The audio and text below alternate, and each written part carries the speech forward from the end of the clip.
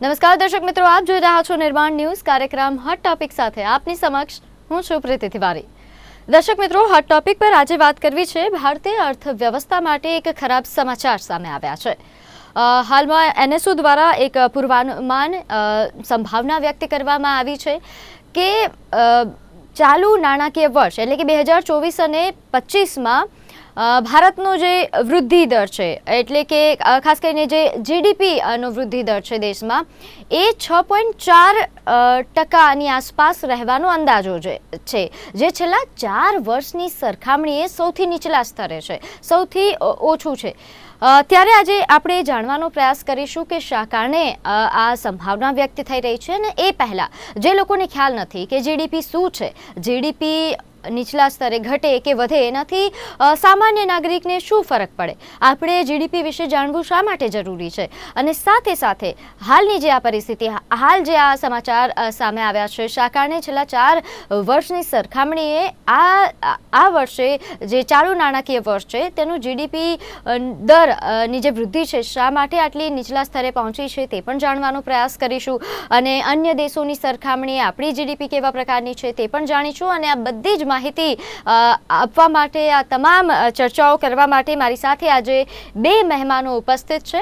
મારી સાથે જાણીતા એવા ઇકોનોમિસ્ટ અને આસિસ્ટન્ટ પ્રોફેસર છે જેઓ ડૉક્ટર પ્રવીણ જાદવ આપણી સાથે ઉપસ્થિત છે। આ ઉપરાંત મારી સાથે જાણીતા એવા આર્થિક વિશ્લેષક મહેન્દ્ર ત્રિવેદી ઉપસ્થિત છે। પહેલા તો આ બંનેનું નિર્માણ ન્યૂઝ પર સ્વાગત છે। धन्यवाद। नमस्कार, आप सबको नमस्कार। ડૉક્ટર પ્રવીણ, તમારાથી શરૂઆત કરું છું। જીડીપીની જે હાલના જે આ સમાચાર છે, જે ન્યૂઝ છે જીડીપીને લઈને, એના પર ચર્ચા કરીએ એ પહેલાં જે દર્શક મિત્રોને ખ્યાલ નથી કે જીડીપી શું છે, જીડીપીનું સામાન્ય અર્થ શું છે તે જણાવશો। સામાન્ય શબ્દોમાં જો સમજવું હોય કે જીડીપી એટલે શું, તેના ઘટવાથી વધવાથી શું ફરક પડે? देखिए, जीडीपी की जब हम बात करते हैं तो जीडीपी ये होता है कि एक देश में एक फाइनेंशियल ईयर में कितना प्रोडक्शन वस्तु और सेवाओं का होता है। तो जैसे मैं बात करता हूँ, ये पेन है, तो ये पेन की प्राइस है 10 रुपीज। तो जो जितना भी प्रोडक्शन ये पेन का हो रहा है, जो जब हम ऐड करते हैं तो उसको हम जीडीपी में काउंट करते हैं। तो ऐसी सर्विसेज भी है, तो जब हम जितना भी final value of goods and services का कैलकुलेट करते हैं तो वो जीडीपी माना जाता है। तो जीडीपी के मेजरली 4 कंपोनेंट होते हैं। पहला होता है कंजम्पशन, दूसरा होता है इन्वेस्टमेंट, तीसरा होता है जैसे कि गवर्नमेंट परचेसेस और नेट एक्सपोर्ट। तो ये चारों जो मेन कंपोनेंट है उसमें एक भी कंपोनेंट में कमी आ गई तो जीडीपी पे उसका सीधा इम्पैक्ट पड़ता है। तो सिंपल टर्म्स में मैं बताऊं कि जीडीपी है कि देश का जब भी प्रोडक्शन कम होता है या सर्विसेज का, जो हम सर्विसेज दे रहे हैं उससे जो इनकम है वो कम होती है, तो माना जाता है कि जीडीपी कम हो रहा है। तो पिछले साल जो जीडीपी था, सपोज 7% है, तो उसके पिछले साल से 7% में से वस्तु और सेवाओं का उत्पादन हमारा बढ़ा है। जीडीपी का एक सिंपल टर्म्स में ये माना जाता है। तो जब भी गवर्नमेंट फोरकास्ट करते कि इतना परसेंट जीडीपी होगा तो उसका सीधा इम्पैक्ट ये पड़ता है कि सपोज जब जीडीपी कम है तो प्रोडक्शन कम होगा, जब प्रोडक्शन कम है तो उसका सीधा इम्पैक्ट है एम्प्लॉयमेंट कम हो जाएगा, जब एम्प्लॉयमेंट कम हो जाएगा लोगों का इनकम कम हो जाएगा। तो ओवरऑल जो डिमांड है मार्केट में वो उसके जब जीडीपी के वजह से जीडीपी कम होगा तो डिमांड भी कम रहेगा और इनकम लेवल लाइक कंट्री में कम हो सकता है। तो सिंपल टर्म्स में जीडीपी दर्शाता है हमारे देश में कितने वस्तु और सेवाओं का उत्पादन होता है, और वो दर्शाता है ये वो इंडियन कंपनी है और फॉरेन कंपनी है, वो ज्योग्राफिकल बाउंड्री ऑफ इंडिया के अंदर प्रोड्यूस हो रही है तो वो हम जीडीपी में कंसीडर कर सकते हैं। जैसे कोको कोला कंपनी है यूएस की, बट वो उसका बॉटलिंग प्लांट अहमदाबाद में है तो वो जीडीपी इंडिया में काउंट होगा। तो ज्योग्राफिकल बाउंड्री ऑफ इंडिया के अंदर जितने भी वस्तु और सेवाओं का उत्पादन होता है उसका फाइनल वैल्यू हम जीडीपी में कंसीडर करते हैं। तो जीडीपी पे 2 हिस्से होते हैं, एक होता है नॉमिनल जीडीपी और दूसरा होता है रियल जीडीपी।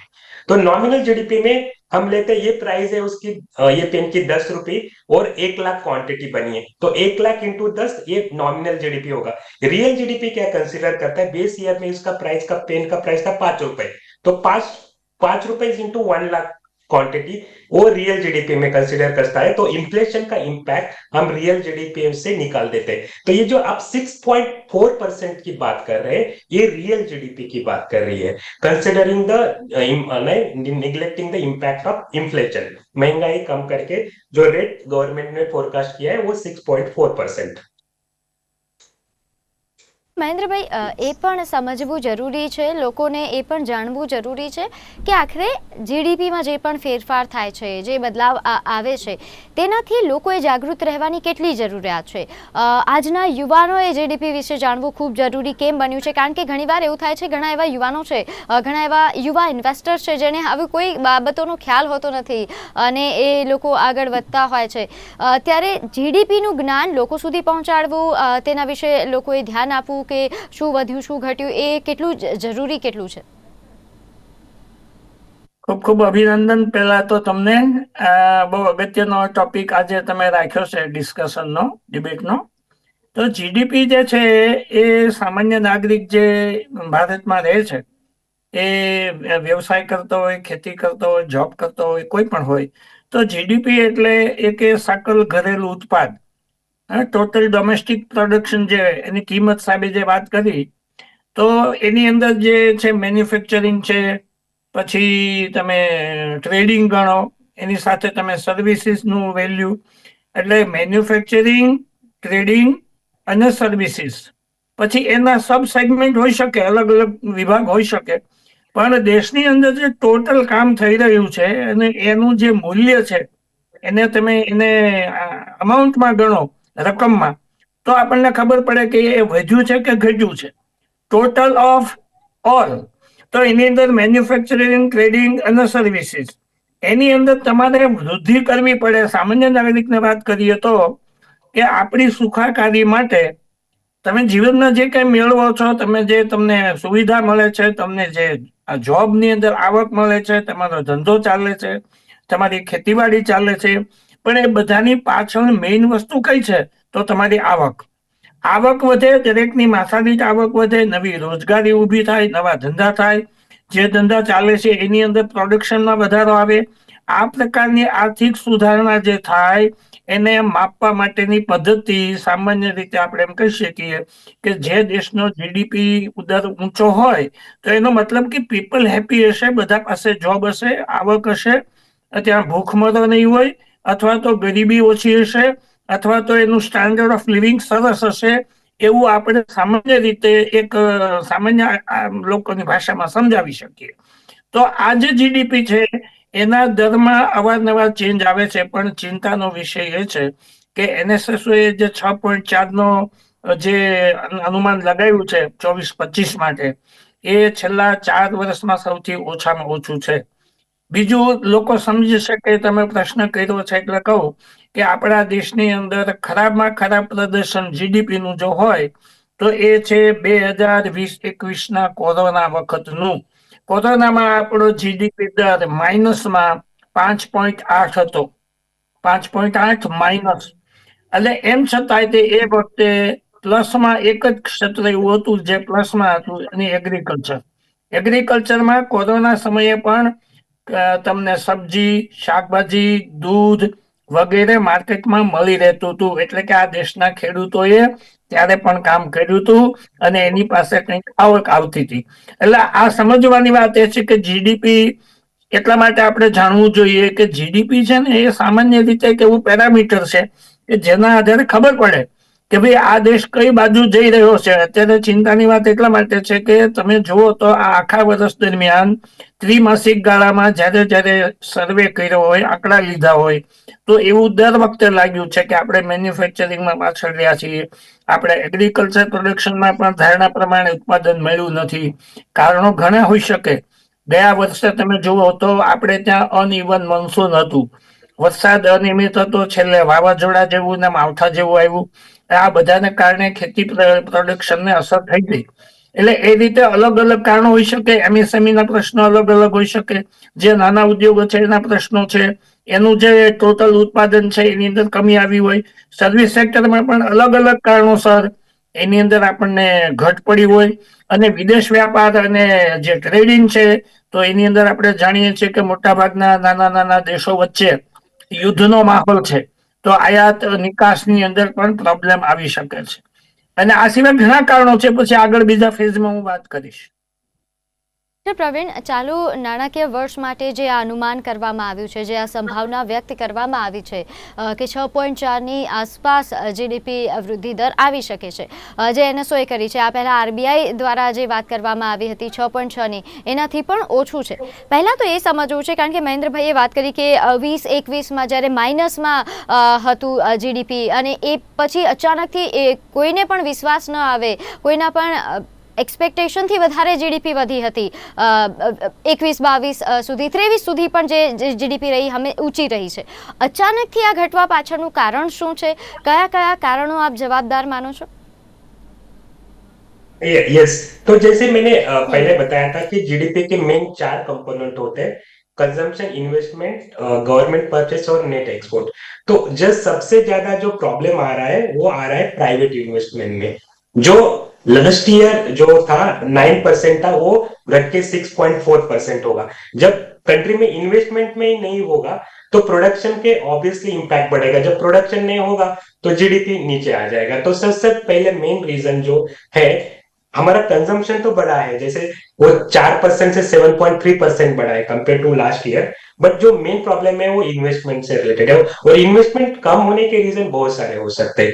क्योंकि आपको लगता है कि आगे डिमांड नहीं होने वाली है, या हमारा जो साइकिलिकल डिमांड होता है, तो जब डिमांड कम हो जाती है तो ऑब्वियसली जो प्राइवेट इन्वेस्टर सोचते हैं कि नहीं, मैं इन्वेस्टमेंट क्यों करूं, क्योंकि इन्फ्लेशन की वजह से एक तो इनपुट कॉस्ट बढ़ रहा है, आपका प्रोडक्शन कॉस्ट बढ़ रहा है, और उसके लेवल पे जो डिमांड नहीं होगी तो वो प्रोडक्शन कम करते हैं. और डिमांड में कम होने का एक मेजर रीजन ये भी हो सकता है, जो आपका टैक्स सिस्टम है अभी, मोस्टली जब आपका जो टैक्स स्लैब में आप जाते हो, सो लाइक सपोज आपका इनकम 20 लाख से ज्यादा है, तो यू आर पेइंग 30% टैक्स. तो 100 में से 30 rupees you are paying to the government. But so that's what the your consumption is declining. जब कंजम्पशन कम हो जाएगा तो ऑब्वियसली इन्वेस्टर विल इन्वेस्टमेंट भी कम करते हैं. That is one reason. दूसरा जो महेंद्र सर भी बात कर रहे थे, जैसे हमारा जो ट्रेड है, ट्रेड इफ अप्रैल टू नवंबर आपका ट्रेड परफॉर्मेंस देखेंगे तो वो 2.2% से ही बढ़ा है. तो उसका मेन रीजन है जियोपॉलिटिकल टेंशंस. जैसे China India, like China US trade war चालू हुआ था, जिसमें उन्होंने इंपोर्ट ड्यूटीज बढ़ाना शुरू कर दिया था, तो ट्रेड कम हो गया था. ऑब्वियसली इंडिया का फायदा हुआ था, बट ओवरऑल वो ट्रेड कम. दूसरा रीजन है रशिया यूक्रेन वॉर, और जो अभी ये वॉर चल रहे हैं उसके वजह से जो डिमांड है उस कंट्रीज में वो कम हो रही है, एंड उसका भी इम्पैक्ट जो है हमारा, क्योंकि जीडीपी का एक कंपोनेंट नेट एक्सपोर्ट भी होता है. हम इंपोर्ट कितना कर रहे हैं और उसका बदले हम एक्सपोर्ट कितना कर रहे हैं. हमारा एक्सपोर्ट बढ़ेगा तो हमारा जो है जीडीपी बढ़ सकता है, बट वो एक्सपोर्ट में जो ग्रोथ है ओनली वो 2.2% है, और वो भी एक रीजन, मेन रीजन है कि जिसके वजह से जीडीपी हमारा 6.4% कम हो गया. एग्रीकल्चर, ऑब्वियसली एग्रीकल्चर का जो ओवरऑल ग्रोथ है वो पॉजिटिव है, वो 1.4% था लास्ट ईयर, जो कि अभी 3.8% है. बट जो मेन सेगमेंट है वो है मैन्युफैक्चरिंग सेक्टर, जो है वो 5.3% आ गया है, जो लास्ट ईयर 9.9% था. तो मेन जो सेक्टर्स जो डिक्लाइनिंग हुआ है इंडिया में वो मैन्युफैक्चरिंग सेक्टर हुआ है. और मैन्युफैक्चरिंग सेक्टर का जब गुड्स एंड सर्विसेज, जो लाइक गुड्स की भी बात करते हैं मैन्युफैक्चरिंग सेक्टर में, वो उत्पादन ही कम होगा तो सीधा आपका जीडीपी कम हो जाएगा. वो तो मेन रीजन है कि मैन्युफैक्चरिंग जो हम सोचते हैं, क्योंकि गवर्नमेंट ने बोला है कि मेक इन इंडिया, हमें प्रोडक्शन मैन्युफैक्चरिंग सेक्टर बढ़ाना चाहिए, तो वो बढ़ा नहीं. उस जिस हिसाब से हमने इन्वेस्टमेंट गवर्नमेंट ने सोचा था, और जो कैपिटल एक्सपेंडिचर है गवर्नमेंट का वो भी कम हुआ है. उसके वजह से भी मेन रीजन ये जो हमारा ओवरऑल जीडीपी ग्रोथ है, ग्रेट रेट है, वो कम हो गया है.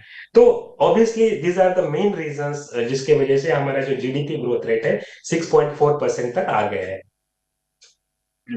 જે મેન્યુફેક્ચરિંગ સેક્ટરની વાત થઈ રહી છે કે તેમાં ઘટાડાના કારણે આ પરિસ્થિતિનું નિર્માણ થઈ શકે છે, એક મોટું કારણ આ પણ છે. મહેન્દ્રભાઈ, શું કારણ છે કે આપણા દેશમાં મેન્યુફેક્ચરિંગ સેક્ટરમાં ઘટાડા થઈ રહ્યા છે, અને આ ઉપરાંતના જે કારણો ડૉક્ટર પ્રવીણે જણાવ્યા, એ ઉપરાંત આપના ધ્યાનમાં કોઈ કારણ આવે છે જે મહત્વપૂર્ણ સાબિત થઈ રહ્યું છે?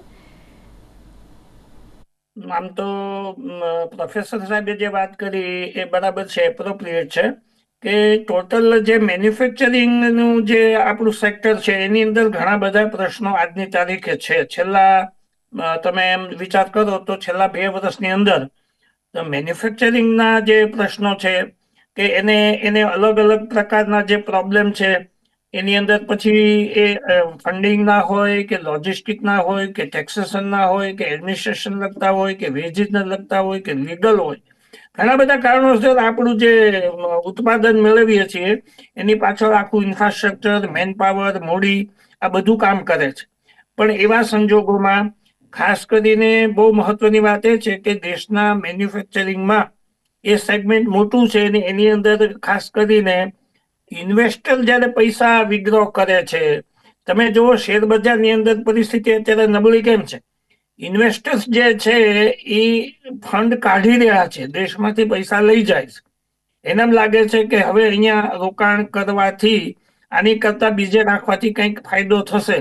તો એમાં ઇન્ટરનલ રિસોર્સિસ હોય અને આઉટસાઇડનું ફંડ હોય, એ બંને મળીને આ બધું ચલાવતા હોય. એ મેન્યુફેક્ચરિંગ હોય, ટ્રેડિંગ હોય અથવા સર્વિસીસ હોય, તો એની અંદર જાયન્ટ પ્લેયરો હોય અને લોકલ ડોમેસ્ટિક નાના નાના એકમો પણ હોય. એ બધું મળીને આખું ઇકોનોમી બનતું હોય. તો આપણે ત્યાં શું છે કે કેટલીક પોલિસી એવી હોય કે જેમાં આપણે સુધારો કરી શકીએ, ખુદ ગવર્મેન્ટ કરી શકે કે જેનાથી લોકોનો પર્ચેસિંગ પાવર વધે. માનો કે હવે પછીનું બજેટ 1 ફેબ્રુઆરી આવવાનું છે, તો જીડીપી જ્યારે આ પરિસ્થિતિ હોય ત્યારે નાણાં મંત્રાલય અથવા તો ગવર્મેન્ટ એવું વિચારે કે બજેટમાં એવું શું કરીએ કે લોકો પાસે સરપ્લસ પૈસા આવે, સરપ્લસ પૈસા બચે, કે જે એ કાસાના સ્વરૂપમાં, ડિપોઝિટના સ્વરૂપમાં, નાણાં સંસ્થાઓમાં, બેંકોમાં અથવા તો બીજા ઓપ્શનમાં એ રોકે. પૈસાનું ક્યાંક રોકાણ થશે તો બેંકોની આજની તારીખે સ્થિતિ કેવી છે ઇન્ડિયામાં કે એની પાસે એસેટ લાયબિલિટી મેનેજમેન્ટ એની અંદર અનઇવન થઈ ગયું છે. એની પાસે એ મેનેજ કરવા માટે પણ પ્રોબ્લેમ છે. રો મટીરિયલ કહેવાય ને એ બચત વધવી જોઈએ, કાસા ડિપોઝિટ વધવી જોઈએ. લો કોસ્ટ ડિપોઝિટ વધે તો બેંકનું ક્રેડિટ ક્રિએશન, શાક સર્જન જેને કહેવાય, એ આસાનીથી કરી શકે. એ મોટા ઉદ્યોગોને આપે, કૃષિને આપે કે એમએસએમઈને આપે કે ઇન્ડિવિડ્યુઅલ આપે, અલગ અલગ રીતે પણ એ આપી શકાય એમ છે. એવા સંજોગોમાં મુખ્ય વાત કરીએ તો જે દેશમાં પોલિટિકલ સ્ટેબિલિટી હોય, જે જગ્યાએ ઇન્કમની અંદર જે રોકાણ કર્યું એનું રિટર્નની જે ટકાવારી છે, રેટ, એની અંદર એને એમ લાગતું હોય કે ના વાંધો નથી, આવા પ્રકારના એશ્યોરન્સ હોવા જોઈએ. લો એન્ડ ઓર્ડર છે, લીગલ મેટર છે, પબ્લિકની ઓનેસ્ટી છે, આવા ઘણા બધા ફેક્ટર છે ને એ કામ કરતા હોય ત્યારે જીડીપી નો ફિગર બને.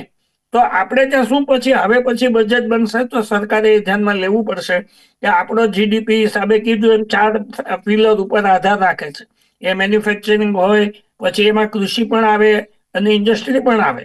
એવી રીતે તમે જુઓ તો ઇન્વેસ્ટમેન્ટ સાઇડ આવે અને ગવર્મેન્ટનો જે ખર્ચો છે, ગવર્મેન્ટનો એક્સપેન્ડિચર ઘટ્યો એને કારણે પ્રોબ્લેમ છે, ગવર્મેન્ટે ખર્ચો વધારવો પડે. એટલા માટે કે લોકો પાસે કામ હોવું જોઈએ અને કામ કરશે તો એની પાસે આવક આવશે.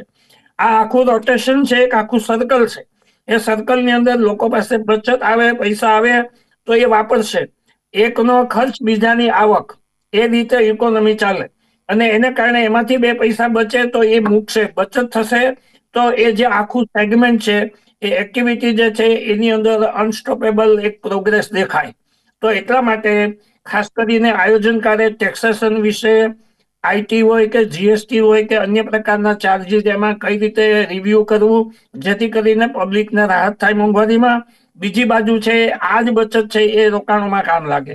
એ પોસ્ટ ઓફિસમાં મૂક્યા હોય કે પછી મ્યુચ્યુઅલ ફંડમાં હોય, એસઆઈપીમાં હોય, કે ઘણા બધા ઓપ્શન છે. બચતકાર આ દેશમાં સેવિંગ્સ જે કરનાર વર્ગ છે એની માનસિકતા બદલાઈ રહી છે.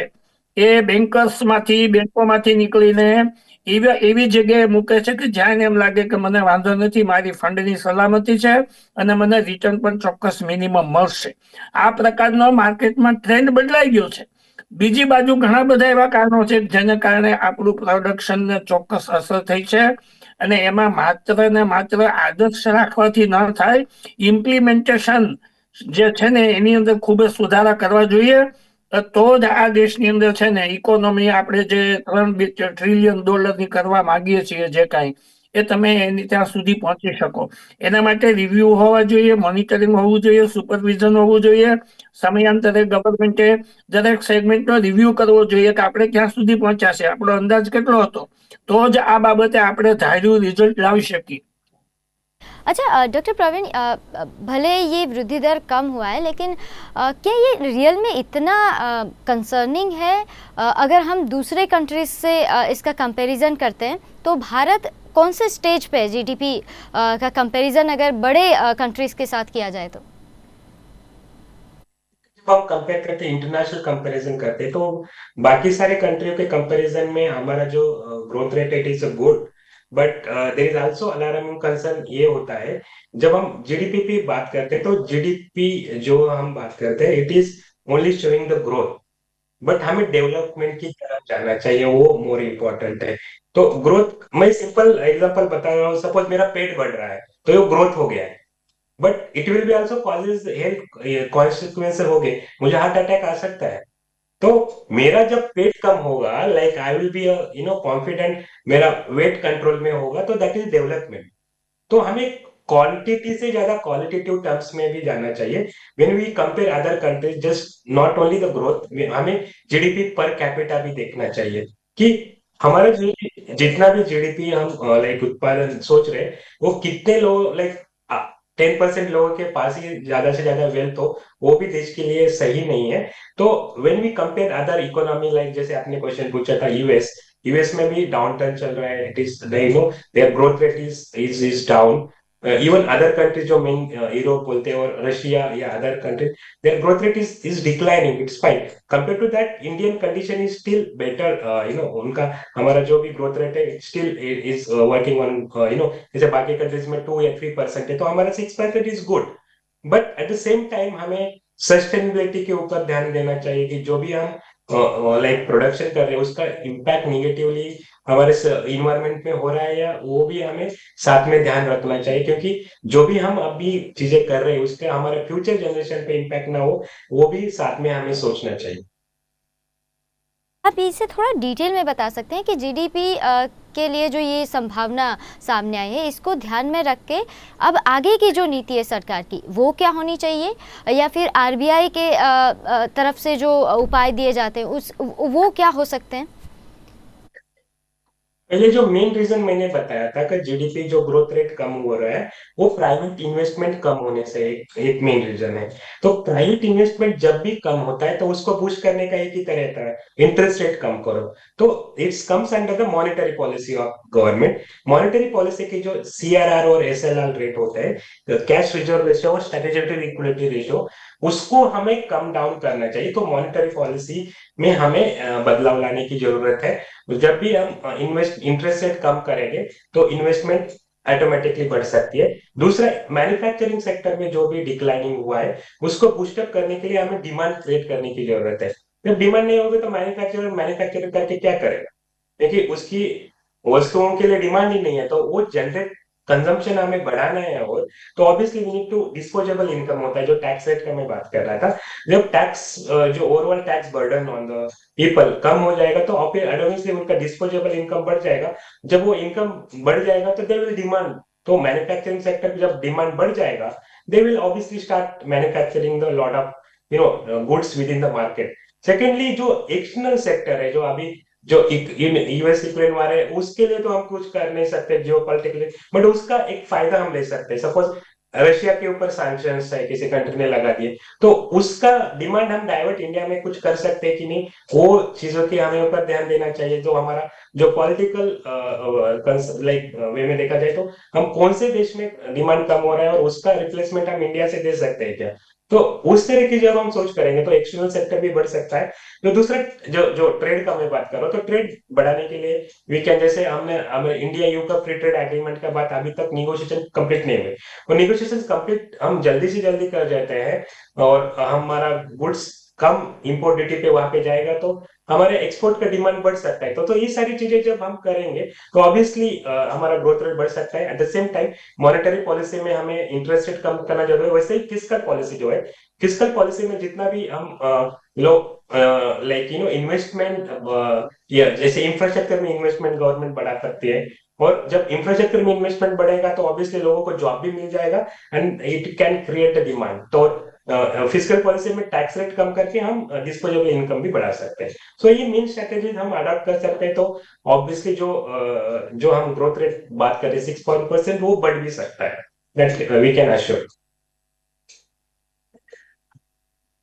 મહત્વપૂર્ણ માહિતીઓ આપી તે બદલ આપનો ખૂબ ખૂબ આભાર.